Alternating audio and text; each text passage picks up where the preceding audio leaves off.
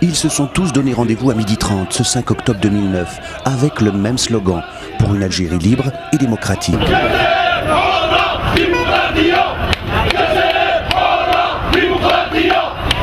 Oh, ils ne sont pas nombreux, 300 tout au plus, des jeunes pour la plupart, à envahir la célèbre Sahat Chouhada, place des martyrs au cœur d'Alger. En mémoire des victimes d'octobre 88, les émeutes de la jeunesse, plusieurs centaines de victimes à l'époque. Il y a des gens qui sont morts pour la liberté et la dignité. Il y a des gens qui continuent à porter cet espoir et cette lutte. Un seul mot d'ordre aujourd'hui, plus de liberté. Les atteintes aux libertés individuelles et collectives, ainsi que l'absence de respect des droits humains, sont devenues quotidiennes. Si la situation demeure en l'état, ce n'est plus un mouvement populaire, mais un véritable tsunami de rage qui risque de s'abattre sur notre pays.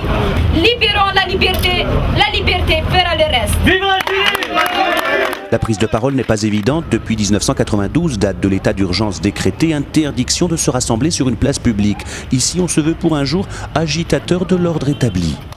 La rue doit réappartenir aux Algériennes sans autorisation, dans la liberté. Aussitôt dit, aussitôt fait. Filmés en caméra amateur, les jeunes entreprennent une marche depuis la place des Martyrs jusque la Grande Poste.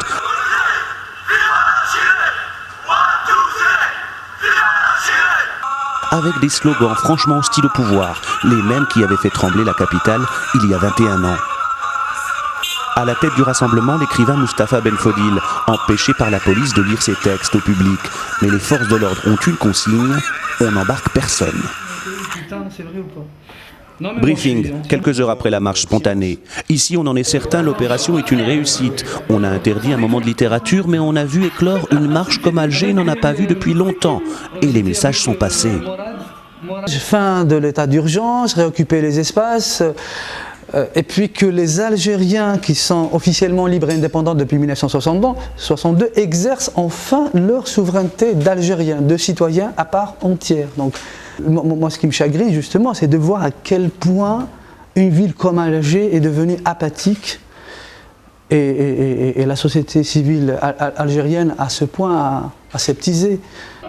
Aseptisé, peut-être parce qu'après 1988, une longue décennie noire traversait le pays. On n'avait plus tellement envie de manifester pour les libertés, à part seulement peut-être 300 personnes ce jour-là.